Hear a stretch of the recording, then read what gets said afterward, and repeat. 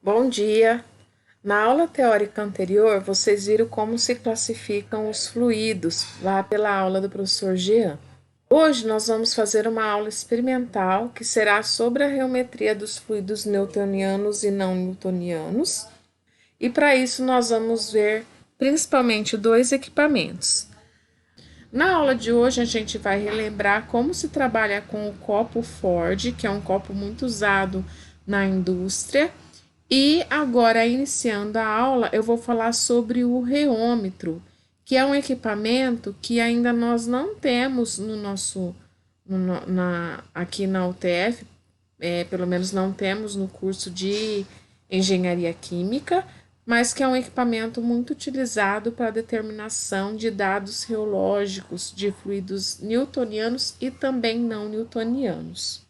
Por reologia, entende-se o estudo da deformação da matéria resultante da aplicação de forças, né? Esse termo foi criado por Eugene Bingham e o termo de origem grega significa fluir.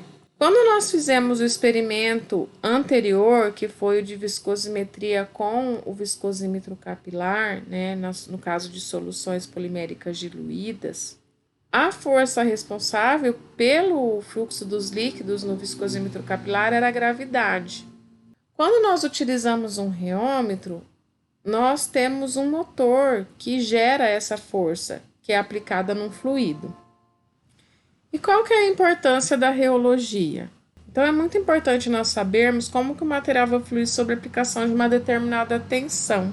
Embora a gente fale muito dos fluidos newtonianos no curso de engenharia, vocês vão perceber que na indústria os não newtonianos também são muito importantes, principalmente na questão de dimensionamento de equipamento, consumo de energia no bombeamento. Então, os dados geológicos do fluido são utilizados para se fazer isso. Então, quando a gente vai dimensionar um equipamento, então, como bomba, tubulação, os agitadores, trocadores de calor, filtros, torre de destilação, homogeneizadores, evaporadores, cristalizadores.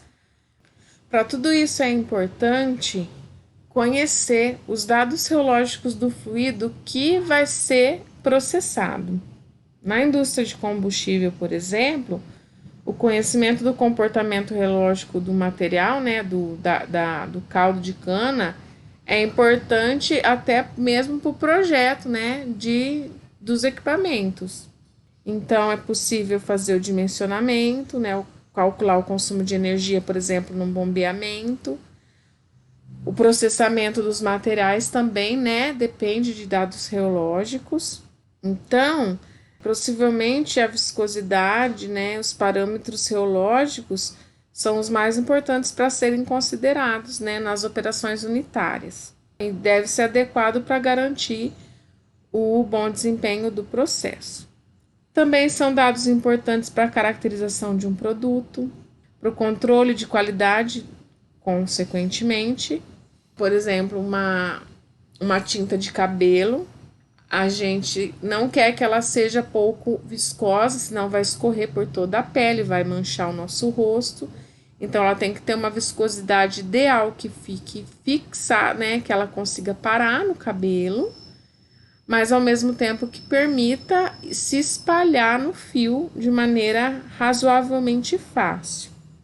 Então, quando a gente vai liberar uma tinta de cabelo no controle de qualidade, ela tem que estar com a viscosidade dentro de alguns limites.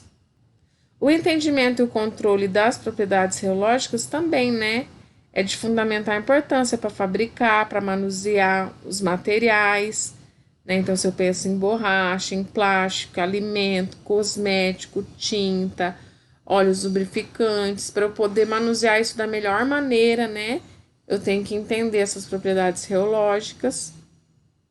Também existe, né, o desenvolvimento de muitos campos novos nos últimos 25 anos, então, que seria a biomecânica de coração, de válvulas artificiais, do fígado, a compreensão, né, da mecânica de fluir do sangue, líquido das juntas, que é o líquido sinoval, então está relacionado aqui com a microfluídica. Inclusive, né, aplicações precisas de alguns medicamentos. Então, existe um campo, assim, uma importância bastante grande os dados reológicos de materiais, né? Então, aqui eu coloquei só algumas imagens de algumas, né, indústrias. Então, aqui falando da tinta de cabelo, né, esmaltes, pasta de dente, tudo tem que ter uma viscosidade apropriada, né, e um comportamento reológico apropriado para se ter um produto com melhor característica possível para uma determinada aplicação. Bem, quando a gente vai fazer uma classificação reológica, nós temos dois extremos, que são os sólidos elásticos e os líquidos viscosos. Então, os sólidos elásticos são os sistemas que não escoam.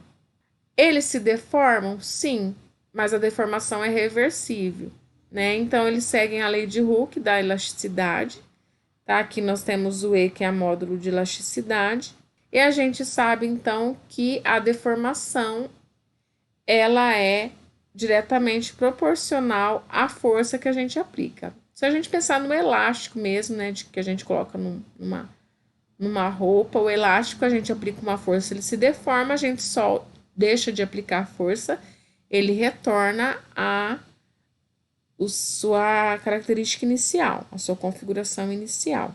Já os líquidos viscosos são sistemas que escoam, então a deformação é irreversível, não retorna. E o sistema obedece à lei de Newton, né? Então a gente aplica uma tensão e ocorre então uma variação, né, de velocidade, que seria a nossa taxa de cisalhamento, e nós temos a constante aqui de proporcionalidade, que é a viscosidade. Que no caso aqui temos isso aqui é a representação da lei que representa um fluido newtoniano, onde a viscosidade é constante. Mas tudo que a gente tem ao redor é totalmente elástico ou totalmente viscoso? Não, isso não acontece, né? Então, nós temos uma gama de fluidos que possuem características tanto elásticas quanto viscosas. E daí advém toda a classificação reológica, que foi o que vocês estudaram um pouco na aula do Jean. Então, os fluidos, né, eles são classificados como newtonianos e não newtonianos. E dentro dos não newtonianos, nós temos os viscoelásticos, né? E os inelásticos.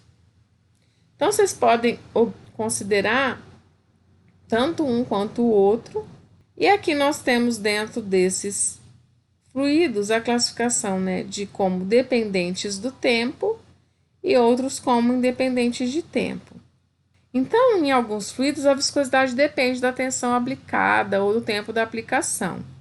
Então, a viscosidade para esses fluidos deixa de ser constante e se torna, né, uma propriedade dependente das condições em que o fluido é deformado ou sob tensão.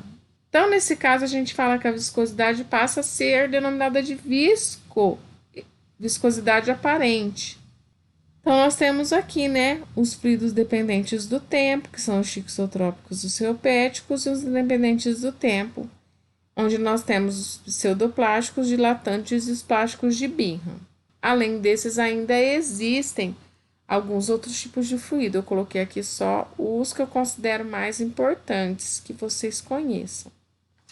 Bom, e quando a gente pensa em reologia, a gente vai pensar em materiais e fluidos viscoelásticos, que vão apresentar o comportamento mecânico intermediário entre os dois extremos, do sólido elástico e do líquido viscoso. Então, eles vão evidenciar tanto as características viscosas como elásticas e por isso são considerados viscoelásticos. Bem, então quando nós estudamos a classificação reológica, nós vamos sempre levar em consideração, né, o perfil da velocidade que é estabelecido quando um fluido escoa entre duas placas. Então, a gente diz que uma está fixa e outra está em movimento. Aqui na figura, nós temos a demonstração do perfil de velocidade de um fluido newtoniano, né, que apresenta a relação entre a taxa de cisalhamento e a viscosidade linear. E aqui, só para levar em conta com a prática que nós vamos, né, fazer hoje, o equipamento do tipo reômetro possui uma geometria que imita isso aqui, né, que é uma geometria de placas paralelas, com a área da placa bem conhecida e onde uma é mantida fixa e outra em movimento. Então, a gente consegue colocar o fluido entre essas duas placas e traçar um perfil de velocidade, alterar a tensão aplicada, né, nós podemos aplicar uma tensão e analisar a variação da velocidade, que é, né, a taxa de cisalhamento, ou podemos fazer o contrário, fixar a velocidade e variar a tensão aplicada. Bom, então aqui nós temos, né, a aplicação de tensões diferentes e nós avaliamos aqui a variação da velocidade, né, da taxa de cisalhamento.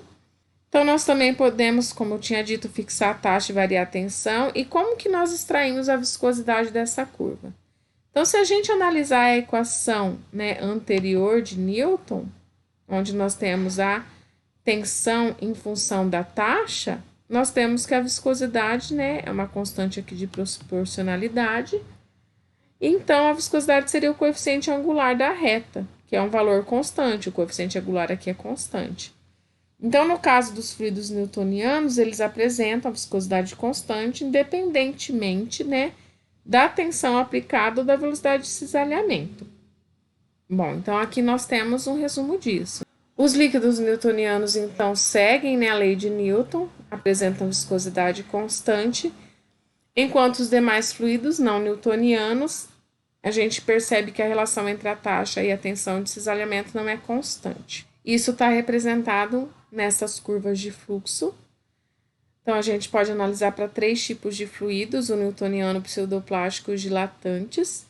No caso do newtoniano, como o coeficiente angular é constante, a viscosidade é constante. No caso dos fluidos pseudoplásticos, então, se a gente analisar aqui a inclinação da curva, né, ela é mais inclinada no início e menos inclinada com o aumento da tensão e da taxa, certo? Então, a viscosidade tende a ser maior no início e diminui com o aumento da tensão e da taxa. E por que que isso aqui acontece? Porque nestes fluidos, as cadeias, geralmente macromoléculas, estão inicialmente de forma aleatória e elas se alinham em relação ao fluxo quando a tensão é aplicada e quando essa tensão aplicada aumenta. E, consequentemente, a viscosidade diminui, porque fica mais fácil escoar, né, a macromolécula orientada do que uma macromolécula emaranhada uma com a outra, por exemplo. No caso dos fluidos dilatantes, ocorre o comportamento oposto, né, do que nos pseudoplásticos. Então, aqui a inclinação a gente percebe que está baixa, mas depois ela aumenta com o aumento da tensão e da taxa de cisalhamento. Ou seja, a viscosidade aumenta com o aumento da tensão. E por que que isso acontece? Porque nesses fluidos existem partículas densamente empacotadas e quando o sistema é submetido ao cisalhamento, as partículas elas precisam se separar para deslizar.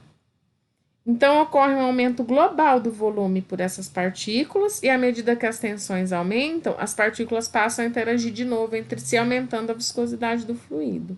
E quando nós analisamos as curvas de viscosidade, então os fluidos newtonianos apresentam viscosidade constante, os pseudoplásticos apresentam platô newtoniano, e depois de um certo valor de taxa de cisalhamento, a viscosidade reduz.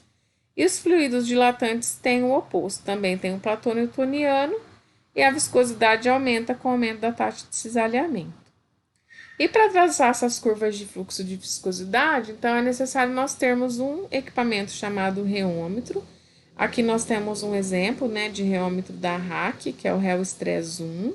E basicamente ele consiste de um motor, tá, que vai controlar a taxa ou a tensão aplicada sobre a amostra, que estará mantida, né, numa temperatura constante. Nesse desenho aqui a amostra está em vermelho e ela está entre duas placas paralelas que que estão em azul, e a placa superior se movimenta enquanto a inferior é mantida fixa. E é muito importante manter a temperatura constante porque as interações moleculares vão variar com a temperatura. E interações mais fracas levam a uma diminuição da viscosidade. Então, por exemplo, dependendo do fluido, meio grau já é uma diferença muito grande para medidas de viscosidade. Então, é fundamental manter a temperatura constante nessas medidas. Bem, então, para o uso do equipamento, nós podemos variar a tensão, né, e analisar qual que é a resposta do fluido. que é dada pela deformação. Então, o fluido vai se deformar mais ou menos quando eu aplico uma força. Tá? Aqui nós temos só a equação da taxa de cisalhamento e da viscosidade. Ok, então o reômetro ele vem com várias geometrias, a gente fala vários spindles, né? Que podem ser usadas. E qual que é a geometria que eu devo usar para fazer uma medida de um fluido? Bom, então cada geometria ela é configurada por uma série de requisitos. Então, a viscosidade é um, né? Então, é baixa a viscosidade? É alta? Qual o sistema, se tem partículas ou não? E, por exemplo, se eu quero fazer uma medição dinâmica de oscilação, então eu tenho que usar, por exemplo, preferencialmente a placa-praca.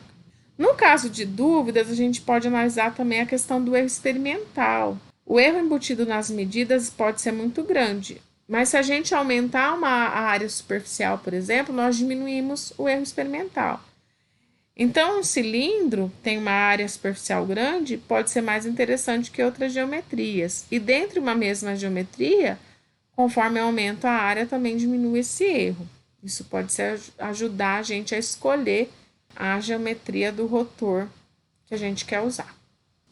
Bom, e nós podemos fazer as medidas controlando a tensão ou a taxa, como eu tinha dito antes, né? Então, no controle da tensão, a gente aplica tensões diferentes e a gente mede a velocidade que o sistema está para permanecer numa determinada tensão. E no controle da taxa, a gente usa taxas diferentes e mede a força necessária, né, para ele permanecer naquela determinada taxa. Nós temos também o método oscilatório, que acontece o quê? Aplica-se uma tensão para um lado, depois volta o rotor. Então, o reômetro roda em uma direção, aí ele cessa, o material relaxa. E como que o material vai se comportar nesse tipo de experimento? Daí pode voltar para um outro lado e fazer a mesma coisa. Então, são determinados alguns parâmetros, além da viscosidade, o parâmetro G, que é um parâmetro que a gente chama de módulo G, que é dividido em dois componentes, tá? O G' e o G duas linhas. O G' seria um módulo elástico e o G duas linhas o módulo viscoso. Então, a gente consegue fazer algumas medidas interessantes. E diferenciar, né? Um fluido viscoso de um elástico e de um viscoelástico. Por exemplo, no caso de um fluido elástico, a gente aplica a tensão, tira a tensão. O que acontece quando ele é elástico? Aplica a tensão, se deforma. Tira a tensão, relaxa. Então, a máxima tensão coincide com a máxima deformação. Já no sistema viscoso, quando eu tiro a tensão, ele não retorna. Então, eu digo assim, né, que a deformação está fora de fase com a máxima tensão. Não é exatamente 90 graus, tá? Então, quer dizer o quê? Que a tensão não coincide com a deformação máxima. E no caso do viscoelástico, eu aplico a tensão e quando eu paro não volta completamente, ou seja, uma parte flui e a outra retorna. Então, uma parte recupera e a outra flui. Bom, aí no módulo, então, no método oscilatório, nós temos o parâmetro G', que está relacionado com o módulo elástico do fluido, e o G duas linhas, que é o módulo viscoso. Nós temos os dois extremos. Quando é 100% elástico, o G duas linhas é zero. Quando é 100% viscoso, o G' é zero. Se o G' é maior que o G duas linhas, nós temos um material mais elástico que viscoso.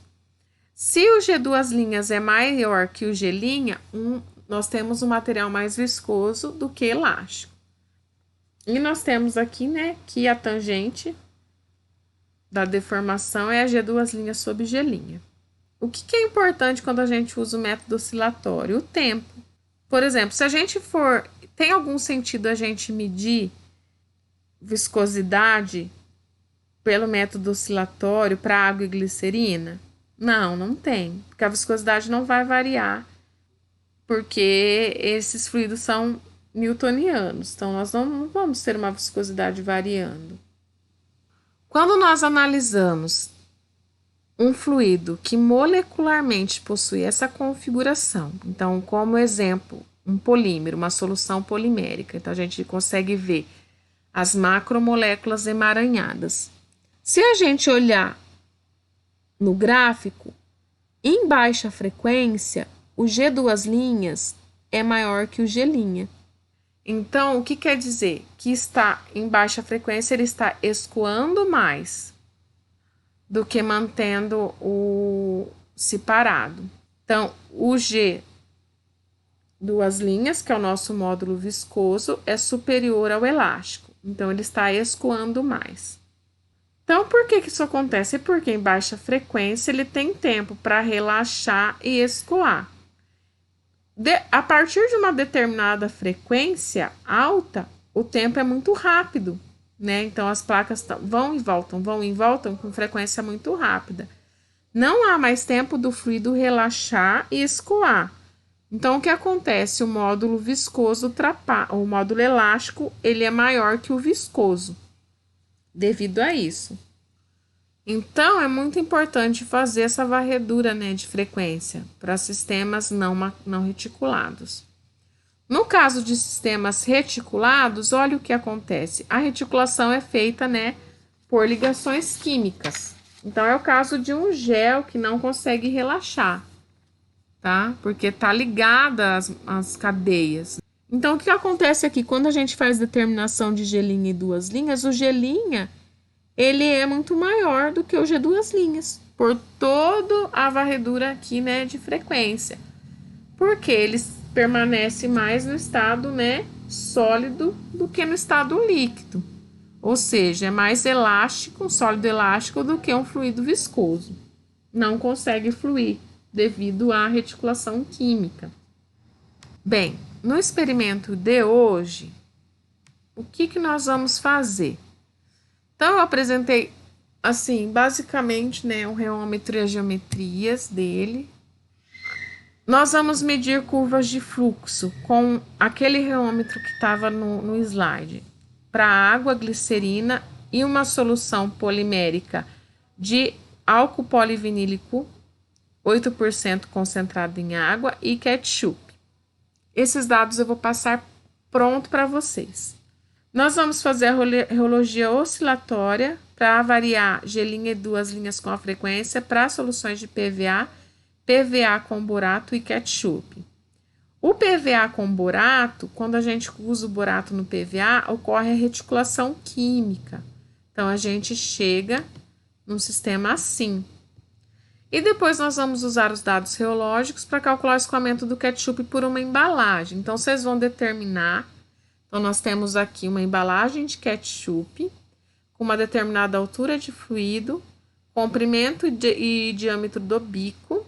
E existe uma equação que calcula o trabalho, né, ou força, para escoar de uma pressão zero, de um ponto 0 a um ponto P1, que é dada por essa equação. E quando a gente aplica isso num cilindro, que é a embalagem do ketchup, a gente chega nessa equação aqui, em que o trabalho ele é função, né, da densidade, da aceleração da gravidade, comprimento e altura e o diâmetro. O comprimento aqui, eu vou pedir para vocês usarem a altura de 6 centímetros, o Lzinho 4 centímetros, e o diâmetro, eu vou pedir para vocês trabalharem com dois valores, 1 e 3 centímetros. Eu quero que vocês calculem a tensão aqui para esses dois valores.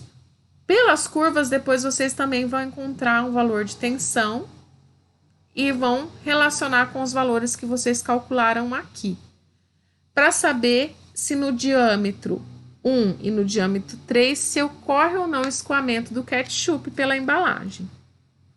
Tá? Então, essa aqui seria a primeira parte do experimento.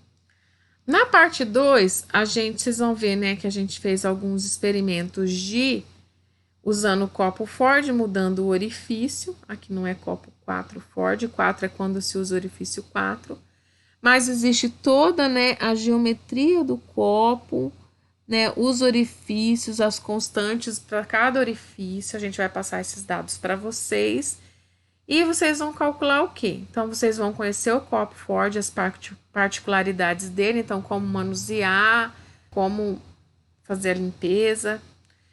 Nós medimos o tempo de escoamento de diferentes fluidos por o mesmo orifício, que foi o orifício número 3. Então, nós usamos água, querosene, óleo e detergente. Tentamos usar glicerina, não deu certo com esse orifício 3, era muito pequeno para a glicerina. Depois, nós medimos o tempo de escoamento do mesmo fluido, que foi a glicerina, para os orifícios 3, 4 e 6. Então, desconsiderem o 3, porque não deu certo. Nós fizemos o 4 e 6 em duplicata. Eu quero que vocês calculem as viscosidades desses diferentes fluidos a partir dos dados obtidos aqui no experimento 2 e discutam os resultados em termos de interação intermolecular e também calcular a viscosidade da glicerina obtida a partir desses dados aqui do item 3 e discutir esses resultados. Se houve muito erro experimental, se a viscosidade calculada para diferentes orifícios deu muito diferente uma das outras, o que pode ter causado erros. Lembrando que para o copo Ford nós não fizemos controle de temperatura, mas que nós fizemos os experimentos na mesma temperatura, tá? Então, aqui os dados a gente pode comparar qualitativamente e quantitativamente, considerando que a temperatura é fixa. E só uma curiosidade que eu trouxe para vocês em relação ao experimento da gota de piche, que muitas pessoas consideravam que o piche era um sólido, tá? Que é considerado o experimento mais duradouro do mundo, tá? Ele, inclusive, foi registrado no Guinness Book por causa disso. Então, o piche era considerado sólido, mas a partir desse experimento pôde-se provar que ele é um fluido. Esse experimento começou em 1927, foi o ano que o meu avô nasceu. Meu avô ainda está vivo, tá? Está com 93 anos. A 8ª gota caiu em 2000 e isso permitiu que os cientistas calculassem a viscosidade aproximadamente do piche, que é de 230 bilhões de vezes maior que da água. Então, ele é um experimento a longo prazo.